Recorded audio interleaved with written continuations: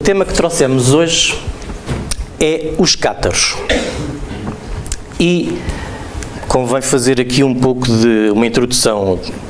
Quem foram os cátaros, não é? Se calhar para a maioria de nós, e será que eles têm alguma coisa a ver com o espiritismo? Aparentemente não. Porque é que eu vim falar sobre os cátaros? Não é? E pela experiência que eu tenho com estes senhores, porque por uma grande coincidência eu nunca tinha ouvido falar deles, até que no ano de 1998, na passagem de ano mais precisamente, de 98 para 99, fui passar a passagem de ano aqui, nestas zonas, e aí pela primeira vez ouvi falar dos cátaros e interessei-me. Mas apercebi-me de outras coisas ao longo deste tempo. Uma delas é que a maioria das pessoas nunca ouviu falar. Eu também nunca tinha ouvido falar antes. Mas depois daqueles que já ouviram falar, existe uma grande percentagem de pessoas que eu costumo dizer na brincadeira que são os pop místicos e esotérmicos, porque, e já vamos perceber porquê. Porque os cátaros, sem sentido nenhum, e também vou tentar explicar isso mais para a frente, estão muito associados a coisas um bocadito alternativas, e que se calhar têm outro tipo de explicações. Mas esta palestra vai tentar focar-se em factos. De vez em quando vão existir algumas opiniões, eu vou avisar, mas dos poucos factos que nós temos, porque sobraram poucos. Agora, falando de um momento histórico como vou falar aqui, este momento, este período em específico, é um bocadinho difícil de conseguir falar, para não dizer impossível, de conseguir falar sem dizer mal de uma instituição que é muito conhecida.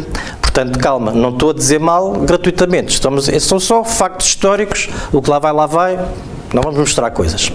Agora, na minha opinião, esta fase da história do nosso planeta foi muito bonita, e se calhar, se não tivesse tido o desfecho que teve e que nós vamos analisar aqui ao longo destes próximos minutos, às tantas, até neste momento estaríamos a viver uma realidade um bocadinho diferente desta que nós temos. Na minha ideia, para melhor, mas é algo que nós nunca vamos saber. Então, a Europa, propositadamente aqui coloquei sem fronteiras, por volta do ano 1000, não era a Europa que nós conhecemos hoje, em termos de fronteiras e tudo mais. E, aliás, ao longo dos séculos isto foi sempre variando. Para já, no ano 1000 Portugal ainda não existia. Pronto. Mas havia aqui muitos reinos por todo o lado e tudo mais. Portanto, os países não eram aqueles que nós conhecemos hoje, ou aqueles países que já existiam e que ainda continuam a existir hoje, tinham fronteiras diferentes. Um desses países é a França, que já existia, mas cujas fronteiras não eram estas exatamente que nós temos hoje. Então cá em baixo, aqui nesta zona, existia uma zona, isto existe, agora faz parte da França. Neste momento chama-se Languedoc-Roussillon, e as fronteiras não são exatamente as mesmas desta época, mas são muito próximas. Nesta zona, por volta do ano 1000, começou a surgir um movimento religioso que não era católico e começou a levantar alguns problemas à Igreja Católica, porque eles defendiam coisas que iam contra o que a Igreja Católica defendia, e até aí, pronto, mas colocavam em causa o poder que a Igreja Católica já tinha conquistado ao longo dos 1000 anos seguintes a Jesus. Okay? Esta é a faixa onde os cátaros tiveram mais influência, mas eles também tiveram influência aqui, principalmente no norte de Itália e naquilo que hoje é a Alemanha. Mas pronto, aqui no sul de França foi onde eles se estabeleceram com mais força. Então havia aqui uma zona, que era o Languedoc, e que continha cidades que ainda hoje são muito conhecidas, como Toulouse, Albi, entre outras. E, curiosamente, portanto, isto não pertencia à França, mais uma vez, as pessoas começaram a acreditar numa coisa ao lado do catolicismo e começou então a causar problemas. Mas quem foram os cátaros de facto? Já agora, por curiosidade, cátaro quer dizer puro. Portanto, eles auto-intitulavam-se os puros, não é? Nós quase não temos nada do tempo dos cátaros, ou seja, pouco restou. Há muito pouca informação escrita deste período da história. Já vamos perceber porquê a seguir. E o pouco que existe fala de coisas que depois, já quando vamos analisar, parece que não bate bem a bota com a perdigota, que indicam, mesmo em história, que os cátaros derivam de movimentos gnósticos e manicaístas, mas eu acho um bocadinho difícil, porque aquilo que eles defendiam, embora tenham alguns pontinhos minoritários em comum, a maioria daquilo que eles defendem já é muito ao lado, está bem? E ainda por cima dá a ideia que isto foi enviesado propositadamente para terem uma desculpa de os perseguir. Isto porquê? Do pouco que sobrou daquilo que nós sabemos sobre os cátaros, a grande maioria da informação é os relatórios da Inquisição, né? E dos tribunais inquisitórios. Ora, eles o que queriam era argumentos para colocar determinada pessoa na fogueira, ou torturá-la, ou tudo mais. Portanto, valia tudo, nesta época. A Idade Média, de facto, dizem que é a Idade das Trevas, não é? E é mesmo. Portanto, muito do que nós sabemos está enviesado por estes relatórios e mais, está mascarado pela ignorância que estas pessoas tinham da crença que os outros defendiam. Está bem? Então, do pouco que nós conhecemos dos cátaros, eles eram pessoas muito simples, ok? Que quando se tornavam cátaros, eles não ganhavam dinheiro por serem cátaros. Por exemplo, só para nós compararmos, a Igreja Católica, ainda hoje em dia, por exemplo, o padre recebe um salário, não é? Pronto, eles não. Então, eles tinham o seu trabalho durante o dia, e às vezes um trabalho muito duro, e depois do horário de trabalho é que iam pregar aquilo que defendiam junto do povo. Mais, eles abdicavam das riquezas, caso fossem nobres, por exemplo, porque queriam viver uma vida simples e ajudar os outros simples, pronto. E então eles mostravam-se às pessoas de uma forma muito diferente do que a Igreja Católica se mostrava. Mas há mais. Para além de não terem esta opulência, não é? No meio da miséria, eles acreditavam em coisas que nos fazem pensar um bocadinho. Pensem primeiro, isto foi há 1000 anos atrás, está bem? Não foi há 20, foi há 1000. Agora reparem naquilo que eles defendiam. Primeiro, se Deus está em todo lado, então não é preciso igrejas, nem isto. Se Deus está em todo lado, para que é que estamos a fazer igrejas e a gastar o dinheiro que podia ser das pessoas para comerem? Diziam que eram seguidores do cristianismo primitivo, ou seja, defendiam que a mensagem que Cristo passou foi desvirtuada ao longo dos primeiros séculos de cristianismo e eles queriam voltar às raízes. Baseavam-se sobretudo no Novo Testamento. Não tinham rituais. Não tinham nada daquilo que nós conhecemos. Por exemplo, estou a falar da Igreja Católica não só porque fatores históricos que era a Igreja mais próxima, mas também porque ainda continua a ser a mais próxima de nós na realidade no dia-a-dia. Praticavam o consolamento. O que era o consolamento? Era chegarem junto das pessoas e colocarem as mãos assim por cima da cabeça. Já ouviram falar disto, não é? Se calhar com outros nomes. É engraçado. recebiam qualquer remuneração pelos exercícios sacerdotais. E sim, eles tinham sacerdotes. E se calhar não eram só sacerdotes, já lá vamos. Tinham o seu trabalho, por vezes duro, e o que ganhavam era da instituição, era de todos, partilhavam. Não tinham bens pessoais, zero. Não mentiam nem juravam, nunca. E já agora, só por curiosidade, isto não está aqui, mas a principal oração deles era o Pai Nosso. Porquê? Porque foi a oração que Jesus nos ensinou, né? O exemplo. Não acreditavam no inferno.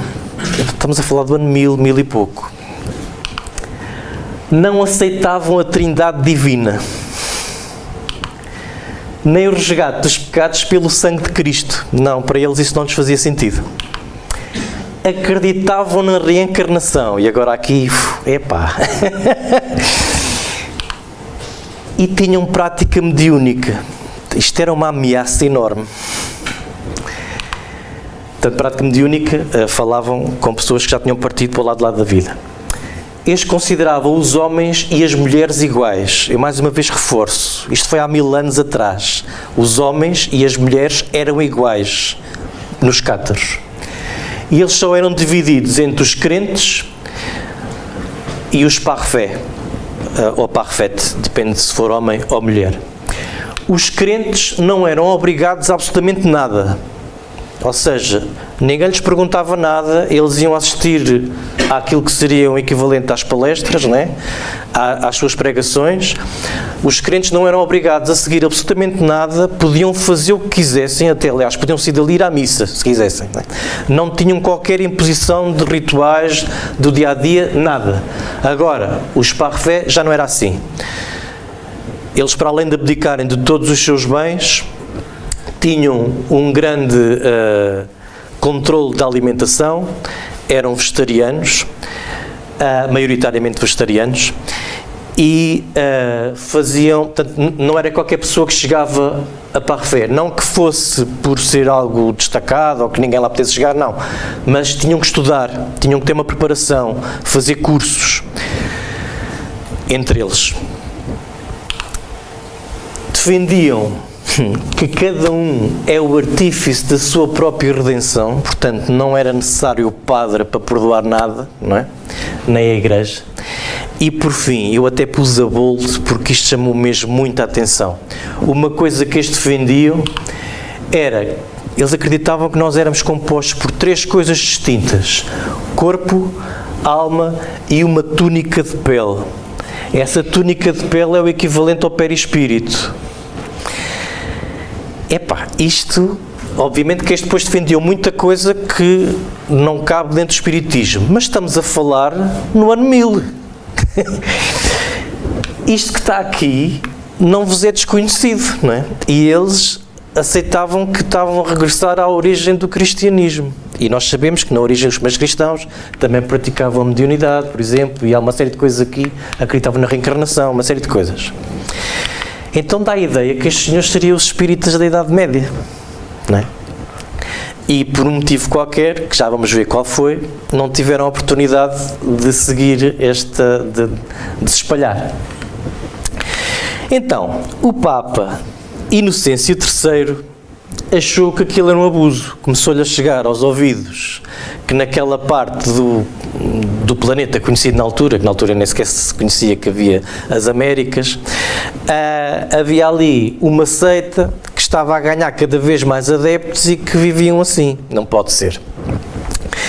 Então ele começou por tentar enviar correspondência para os bispos, padres lá da zona, para lhe enviar informação e para passarem a mensagem junto dos crentes que a Igreja Católica era a única que era certa, tudo o resto era uma heresia, tudo o resto era engano.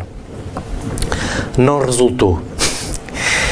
Então ele enviou em 1145 um frade, o Bernardo de Clairvaux, eu francês não é muito comigo, mas pronto, este Bernardo ficou mais tarde conhecido por São Bernardo. Ele depois foi canonizado, passou a ser santo.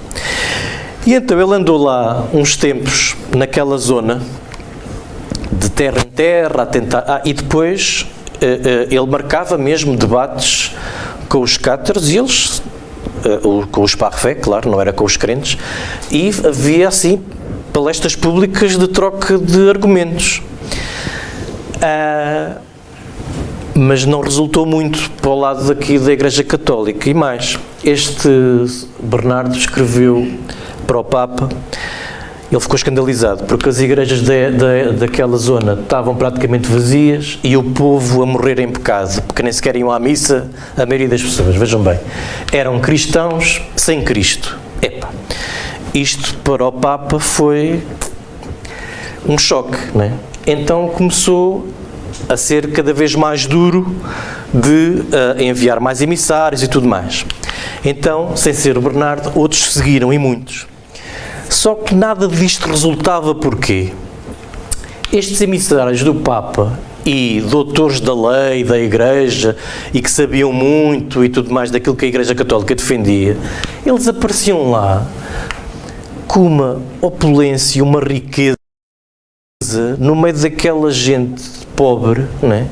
E quem é que estava misturado daquela gente pobre? Quem é que lhes dava a mesma mão? Quem é que falava a mesma linguagem e não aparecia assim a ostentar, não é? Eram os cátaros, não eram os católicos que lá apareciam, não é? Se bem que, atenção, nesta zona existiam também muitos católicos e davam-se muito bem. Os católicos e os cátaros davam-se muito bem. Não havia guerras, não havia chatices, havia famílias com cátaros e católicos, casamentos entre crenças diferentes, tudo em paz. Ora, isto também não resultou, não é? Então a Igreja Católica começou a ficar mesmo muito chateada. E eu agora aqui chamo a atenção de uma coisa. Por um motivo que vamos tentar analisar um bocadinho mais para a frente, hipóteses, porque isto não se consegue provar, nesta altura da história, os cátaros não foram os únicos. Parece que havia aqui uma programação, não é? Começaram a nascer muitas pessoas em sítios diferentes com ideias, algumas delas em comum. Por exemplo, nesta mesma época surgiram outras seitas, que estou-lhe a chamar seitas porque era aquilo que a Igreja Católica chamava seitas de heréticas, que não defendiam aquilo que os cátaros defendiam coisas parecidas e que foram dizimados ainda mais rápido que os cátaros foram. Mas surgiram também outras que nós conhecemos bem. Por exemplo, os franciscanos e as clarissas. E como é que os franciscanos e as clarissas se mantiveram até hoje e, por exemplo, os cátaros não? Porque os franciscanos e as clarissas defendiam viver em pobreza, não é? Defendiam coisas parecidas e também não tinham polícia nenhuma e tudo mais. Até se vestiam com estas... isto tem um nome, agora não me lembro. Pronto, com aqueles trajes. Porque eles aceitaram que o Papa fosse o seu chefe. Estes só lhes pediram autorização para viver a Igreja de outra forma. Ora, aceitavam tudo aquilo que a Igreja Católica aceitava. Portanto, nada de acreditar a reencarnação, nem nada disso. Aceitavam que o Papa fosse o seu chefe máximo. A única coisa que eles não tinham era a opulência, viviam na miséria.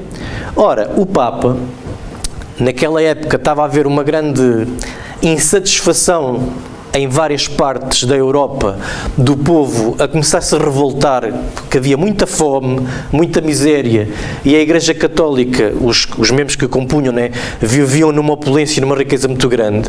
O Papa achou esta uma oportunidade excelente. Porquê? Tinha pessoas dentro da Igreja que eram mais próximas do povo, tinham os satisfeitos, estão a ver, nós também temos aqui algumas pessoas que vivem como vocês, né? E o que é que ele fez? Aceitou. Isto é um quadro que, enfim, de quando o Papa reconheceu os franciscanos, que foi em 1209, as clarissas foi um pouco mais tarde, em 1212, portanto 3 anos depois. Agora, o que eu gostava aqui de transmitir é que no ano 1209 o Papa estava a reconhecer os franciscanos como sendo parte da Igreja. E exatamente no mesmo ano ele deu ordem, o Papa deu ordem à cruzada albigense, ou à cruzada contra os cátaros, que foi uma cruzada contra cristãos, não é? Que eram heréticos. e que durou de 1209, e depois há quem defenda até 1220 e pouco, e outros que defendem até 1244. Eu coloquei esta segunda data porque houve, de facto, parece que houve duas ondas de cruzada, mas eu considerei tudo uma, está bem? Então, o Papa arranjou militares, em vez de os enviar, não é que isto fosse positivo, mas pronto, na época enviava-se militares cruzados contra os muçulmanos, não é? Desta vez encaminhou-os para aquela zona que hoje é França, também com o primeiro era com um patrocínio indireto, o rei de França deixou ir muitos dos seus cavaleiros e tudo mais que queriam ir, tudo voluntariamente, numa primeira fase. Na segunda fase já lhe dava jeito, porque estava a ver que estava a ganhar a guerra e depois aquilo ia ficar para a França. E entraram para ali fora e foi, eu não vou entrar em muito pormenor porque foi uma altura da história mesmo muito, muito má, uma guerra mesmo do pior. Mas não posso passar sem contar o primeiro. A primeira cidade que atacaram foi Béziers, e isto foi um massacre do outro mundo.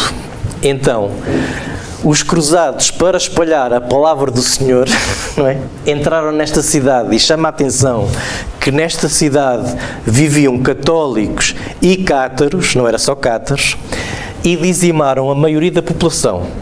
Okay? Os que sobraram, feridos, ou mais velhos, ou crianças, ou o que fosse, pronto, os que não foram mortos, o exército dos cruzados juntou-os todos, eram prisioneiros. Ora, na época, a hierarquia militar era um bocadinho diferente do que nós de hoje, ou seja, havia a hierarquia militar normal, que nós consideramos normal, mas depois acima destes ainda havia, porque eram os cruzados, havia o Papa. Ora, lá estavam o Arnaud Amalric, era abade de Cister, que era o legado papal e que chefiava estas tropas dos cruzados. Então o líder dos cruzados, o líder militar, com aqueles milhares de prisioneiros, chegou ao pé deste cardeal, deste abade, e perguntou-lhe o que é que fazia com os prisioneiros. E ele disse: então, vamos fazer umas fogueiras e queimamos-los a todos. E o chefe militar ficou chocado com aquilo e perguntou-lhe: então, mas, meu senhor, no meio destes todos há muitos que são católicos. Ele disse: não faz mal, queimem-nos a todos porque Deus reconhecerá os seus. E aqui começou um período muito negro da nossa história. Muita gente ao longo destes anos morreu na fogueira, e este primeiro ataque a esta cidade provocou uma coisa que o Papa não estava à espera, que é, como eles tiveram aquela ideia infeliz de ser tudo eito, cátaros e católicos, eles já eram amigos. Depois havia famílias, lá está, com pessoas que eram cátaros e outros que eram católicos. E então os católicos juntaram-se aos cátaros e ajudavam-nos a defender-se e a escondê-los e tudo mais. Não só nesta zona do Languedoc, mas até em zonas próximas. Vou dar aqui um exemplo. O Pedro II de Aragão, na época, para além de ser uma configuração diferente do que é hoje faz parte de Espanha, né? É uma província, na altura era um reino independente, ele casou com a senhora Marie de Montpellier. Não sabemos pela história se esta senhora era cátara ou católica, mas uma coisa sabemos: nesta zona, em Montpellier, havia muitos cátaros. Por isso, mesmo que ela fosse católica, ela tinha tido contacto com os cátaros de certeza e teria acesso àquela forma de pensar. E agora, quero que abram aqui umas grandes aspas, porque isto que eu vou dizer a seguir não tem qualquer confirmação histórica, são opiniões, portanto, mas já agora achei-me piada. Há quem tenha a teoria. Não, mas antes disso vou só contar o que é que aconteceu a este senhor. Este senhor ficou conhecido como Pedro II, o católico. Portanto, ele era mesmo católico. E ele foi coroado com a autorização do Papa. Ok? Ele foi para lá defender os cátaros contra o Papa, contra os cruzados. Obviamente não vamos ser inocentes. ele com este casamento também tinha lá terras, não é? Tinha lá interesses, mas ainda assim foi lutar ao lado dos cátaros e foi morto. Pronto, morreu.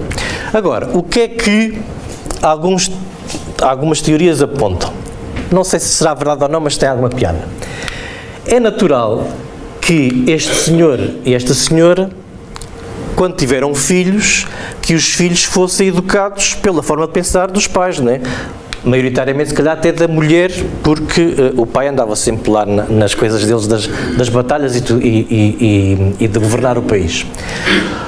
Ora, é capaz desses conhecimentos terem passado para os filhos e depois para os filhos. Ora, estes senhores eram os bisavós de uma senhora que ficou muito conhecida em Portugal, que era a senhora Isabel de Aragão, que ficou conhecida na Igreja Católica como Rainha Santa Isabel. E o que é curioso é que ela era católica e casou com Dom Dinis, mas a preocupação dela era com os pobres e fazer o bem a quem vivia com dificuldades. Eu não sei até que ponto é que esta teoria não tem algum fundo de verdade, de que tenham vindo ali conhecimentos dos cátaros e influenciar muito aquela zona de Aragão a este ponto. E é curioso pensar nisso. Mas não há dados concretos, enfim, são só hipóteses. Ora, o que é que também correu mal ao Papa? Ao ter entrado, não foi só aquela cidade, foram muitas, e foram muitos casos de violência extrema. O que é que começou a acontecer? Eles começaram a ser dizimados, mas muitos conseguiram se organizar e passaram à clandestinidade, não é? E faziam as suas palestras escondidos, à noite, em grutas, basicamente como os primeiros cristãos a fugir dos romanos, estes eram cristãos a fugir de outros cristãos. Pronto. E então o Papa começou a ter um problema, que era os cruzados andavam lá a atacar cidades, mas não havia forma de perceber a diferença. Se, por exemplo, eu era cátaro ou era católico, só pela minha cara não dava para perceber, não é? A não ser que alguém dissesse, fizesse queixinhas. Então, os cátaros foi a origem de uma coisa que muita gente conhece, mas pouca gente sabe que foi a origem. No ano de 1215 houve um concílio organizado então pelo Papa Inocêncio III, que foi o Concílio de Latrão. E este Concílio de Latrão deliberou coisas muito importantes. Por exemplo, foi neste concílio que ficou reconhecido, portanto eles combinaram todos, ficou reconhecido que o pão e o vinho nas missas transformam-se no corpo e no sangue de Cristo. Pronto, eles tomaram ali aquela decisão, neste concílio. Durante a missa, o pão e o vinho é o corpo de Cristo. Mas mais, o Papa Inocêncio III, ele organizou isto com um ano de antecedência, né? Veio então aqui apelar à condenação dos ensinamentos cátaros e que eles eram heréticos, e então veio com uma solução fantástica, que era estabelecer a Inquisição Papal, né? A Santa Inquisição. Porquê? Para combater, a primeira preocupação foi combater os cátaros. Ora, isto foi em 1215 e a Inquisição durou até 1800 e tal, né? Mas os cátaros não duraram muito tempo, pois a Inquisição deu jeito e então foi-se fazendo a manutenção. E entramos aqui num período muito negro da nossa história, em que muita gente foi parar à fogueira. Os primeiros foram os cátaros, muita gente foi torturada, os primeiros foram os cátaros, muita gente foi a tribunais completamente sem justiça nenhuma, era só arranjar argumentos para condenar aquela pessoa. Mas, aqui, pessoas que defenderam cátaros e os esconderam, por exemplo, mas que eram católicos e que conseguiram a proeza de ir a um tribunal destes e não serem enviados para a fogueira, porque lá conseguiram provar que eram católicos e estavam só a ajudar seres humanos e eu nem sabia bem o que estava a fazer, né? Eram obrigados a andar na rua com uma cruz especial bordada na roupa, né? Para indicar que eram maus cristãos, porque tinham ajudado os cátaros. Ora, não sei se estão recordados que no século XX as coisas vão sendo cíclicas. Houve um povo na Europa que tinha que andar com uma cruz de David, né? Porque eram judeus. Enfim, e uma coincidência curiosa é, Portanto, no Concílio de Laterão de 1215, instituiu-se a Inquisição para perseguir os cátaros. E por uma grande coincidência, em 1834 foi o fim oficial da Inquisição, mas uma coisa que sai na lei, muitas vezes, primeiro que chega à prática, ainda passa um tempinho, não é? E então, ainda aconteceram algumas coisas já depois da Inquisição oficialmente não existir. Então, o último ato que se considera ter sido um ato da Inquisição foi em 1856, o Auto de Fé de Barcelona, em que não se queimou pessoas, mas queimaram-se livros espíritas, que eram umas pessoas que apareceram aí a dizer que existia reencarnação e que Deus era amor, né? É engraçado. Ora, eu contei a primeira entrada contra os cátaros e eu vou passar por cima de tudo. Para além de ser muito violento, é muita história, eu vou passar para o último. Isto aqui parece quase os livrinhos do Asterix. Porquê? Isto foi o último reduto cátaro. É o castelo de Montségur, portanto o castelo do Monte Seguro. Eles estiveram cercados imenso tempo. E aqui no cimo deste penhasco viviam, calcula-se que entre 1.300 e 1.500 pessoas, sendo que 200 e tal eram parfait e parfaites. E viram-se aflitos, porque isto fica a 1.200 metros de altitude, ok, era fácil defender, mas isto no inverno, isto neva muito aqui à volta. Enfim, era difícil para quem estava a atacar e para eles estavam a defender. Bem, a imagem de computador na altura isto devia ser mais ou menos assim, com os telhados e tudo mais, mas hoje infelizmente está só umas paredes pouquinhas. E porquê é que eu fui buscar Montségur? Primeiro, para vos contar que aqui foi onde estavam os últimos cátaros, depois ainda houve uns fugitivos, poucos, mas já muito estramalhados, mas aqui foi o último bastião. E depois também foi aqui que surgiram os boatos que deram origem àquilo que ainda hoje, naquela zona do planeta, existirem tanto turismo de gente um bocadinho atravessada. Que é o quê? Ficou registado, não se sabe bem como, nem porquê, que durante o cerco, que tiveram cercados um ano, ou muito tempo, já quase no fim, quando eles perceberam que iam perder, houve 2 pessoas que foram eleitas dentro dos cátaros e conseguiram fugir durante a noite com um tesouro cátaro para ficar escondido na esperança de um dia conseguirem reerguer o catarismo algures. Esses 2 comparsas conseguiram fugir, ao que se sabe, com a conivência de pessoas daquelas localidades à volta, poucas, que conheciam os cátaros e tinham-nos em muitas boas considerações, e estes conseguiram fugir. Ora, eles intitulavam aquilo tesouros. O que é que as pessoas ligam a tesouros? Moedas de ouro, não é? E barras, e joias, e tudo mais. Pior do que isso, não sei se vocês sabem disto, eu por acaso não soube disto há muito tempo, mas o regime nazi tinha, mesmo pessoas muito próximas de Hitler, e ao que se sabe mesmo o próprio Hitler, tinham muitas crenças na espiritualidade, só que não era esta espiritualidade que nós defendemos aqui, não? Portanto, eles faziam reuniões mediúnicas, mas com o lado negro da força, vá. Então havia um senhor, que era o senhor Otto Rahn, que era um historiador protegido pelo Hitler, que não faço ideia onde é que ele foi buscar esta ideia. Ele vem a defender, junto do Hitler, que os cátaros, o tesouro deles era o Santo Graal, ou seja, o cálice por onde Jesus teria bebido o vinho na última ceia.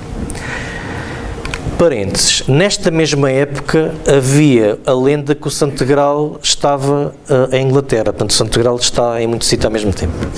E então, durante aqueles anos em que os alemães invadiram França, no século XX, este senhor foi para lá, para Montségur, e ali à volta fazer escavações arqueológicas a ver se encontrava o tesouro. Pronto. E a partir daí foi um rastilho que ainda hoje há muita gente anda lá a fazer turismo à procura do tesouro.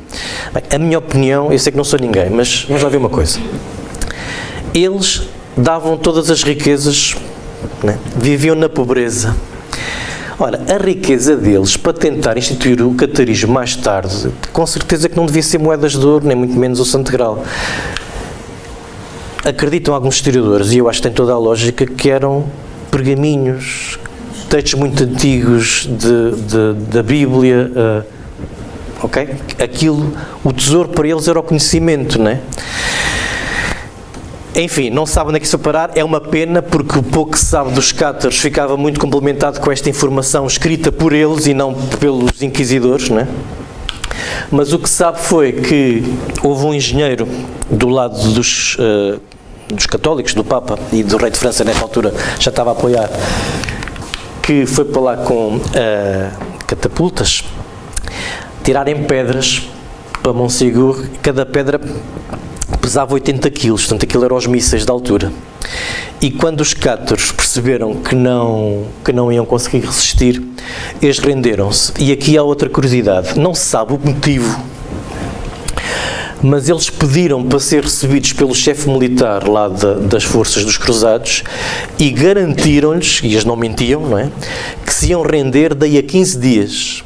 Eles pediram-lhe 15 dias em que não lhes atirassem pedras, e eles ao fim de 15 dias entregavam-se.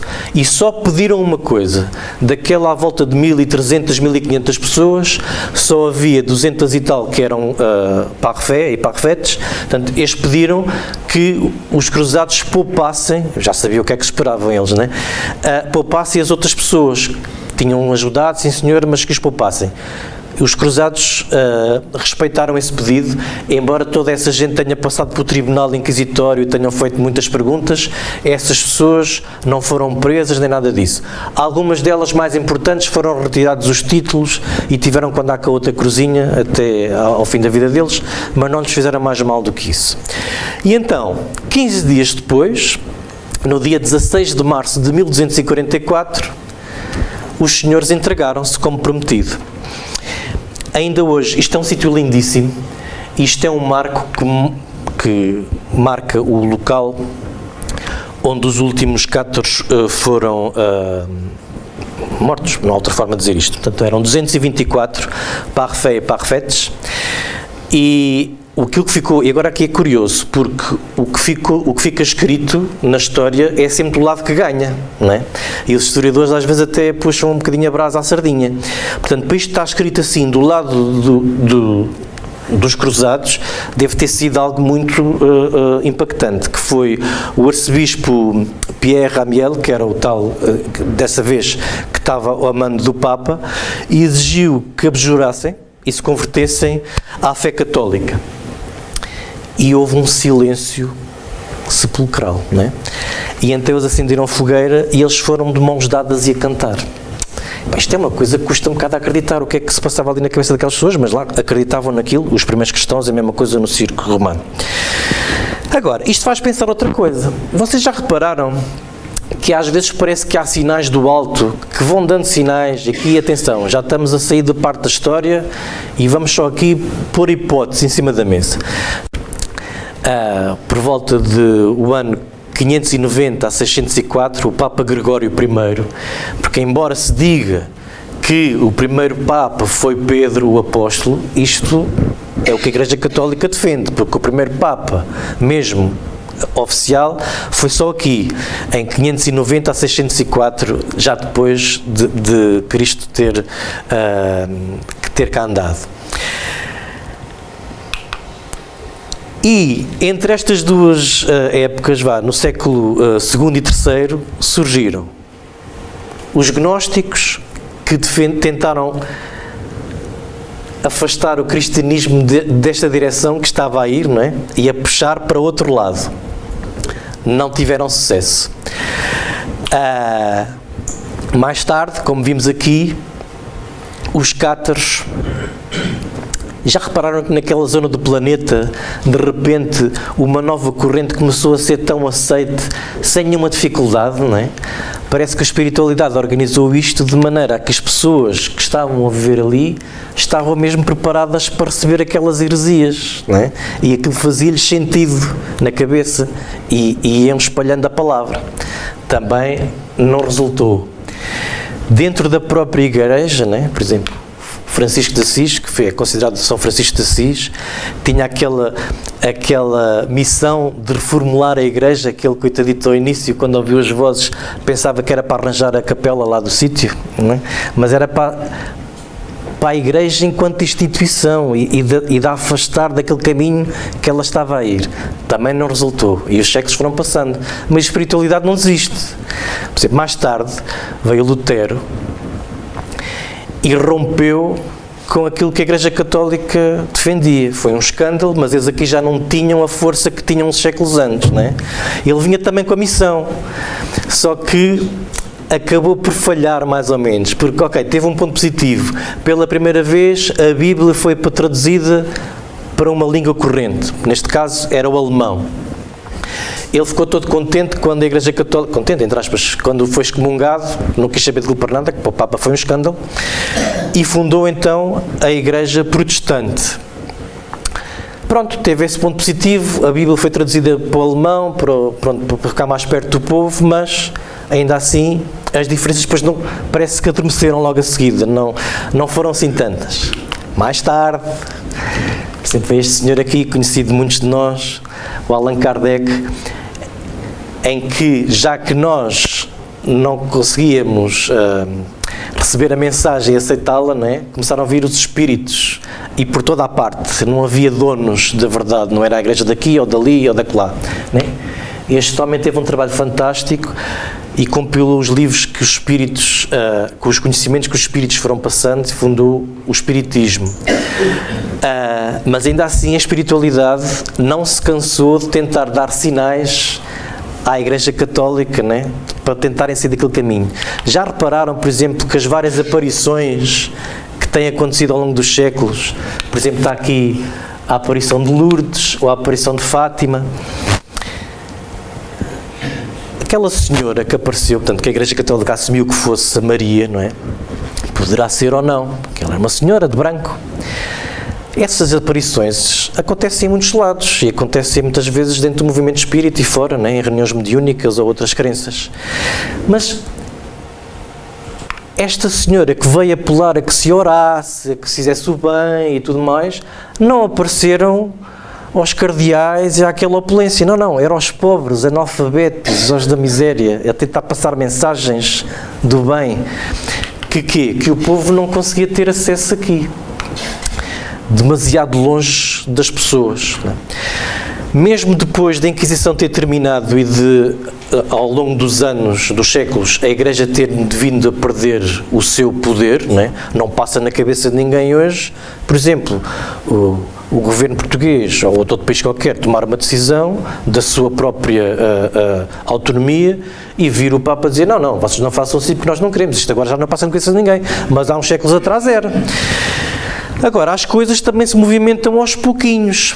Deixou de haver Inquisição, mas a Igreja ainda tinha muito poder. Por exemplo, mais próximo de nós. Eu, felizmente, nasci já 9 dias depois disto, mas, durante o Estado Novo, o cardeal Cerejeira, durante muitos e muitos anos, fez ali foi um comparsa do Salazar, não é? Em que o espiritismo foi proibido. Obviamente que durante esta palestra parece que se esteve aqui a bater muito nos católicos, não é? Por exemplo, os meus pais estão ali e são católicos, calma. Há muita gente boa e válida dentro do catolicismo, não é isso que nós estamos aqui a dizer, ou eu, neste caso. Mas é factos históricos que aconteceram da instituição em si. Obviamente que há muitas instituições e pessoas dentro da Igreja Católica que têm um trabalho meritório excelente, isso nem sequer está em causa. Agora, temos que ver uma coisa. Os cátaros, há 1000 anos atrás, aquilo que defendiam era muito à frente. E foi uma pena terem sido calados, não é? Agora, o que lá vai, não é?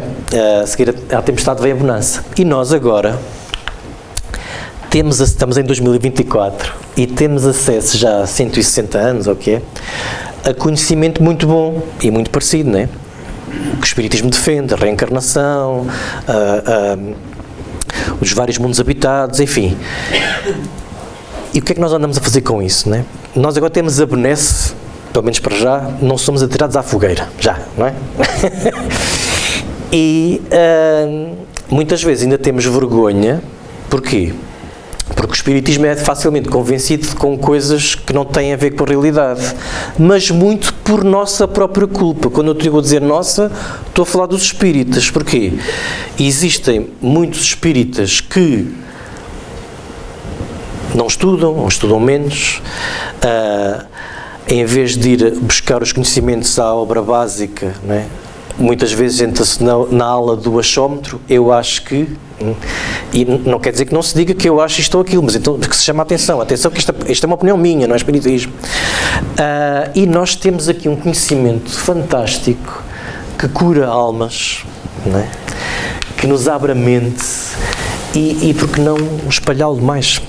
Enfim, temos aqui uma oportunidade de ouro. O espiritismo já está aqui oficialmente desde 1857, ainda a maioria das pessoas não tem é um privilégio o conhecimento que nós temos, agora não o podemos guardar, temos que o passar, mas passá-lo bem, para já, vamos ver uma coisa, não temos aqui o propósito de fazer adeptos, não é nada disso, de impor as nossas ideias, mas são ideias válidas, não é? Que consolo que é saber que os nossos amigos, os nossos familiares que vão indo antes de nós temos a certeza absoluta que eles continuam vivos e que nós mais cedo ou mais tarde os vamos ver. Isto é tão bom. Olha para isto, por exemplo, para uns pais que, por exemplo, perdem o filho, que deve ser das piores dores que há, porque nem sequer há nome, não é? Um filho, quando perde os pais, é órfão, não é? Mas os pais, quando perdem o filho, nem nome têm isso. Enfim, trouxe aqui eu sei que se calhar hoje isto foi um bocadinho ao lado do espiritismo, embora tenha aqui alguns cruzamentos, mas foi de um livro baseei-me maioritariamente num livro de Hermínio Miranda, que se chama Os Cátaros e a Heresia Católica, e de facto tem um título excelente porque afinal os católicos estavam contra os heréticos, mas segundo aquilo que nós tivemos aqui a ver da história, parece que quem cometeu a heresia foi os católicos. Mas é um livro muito bom e recomendo a quem tiver oportunidade.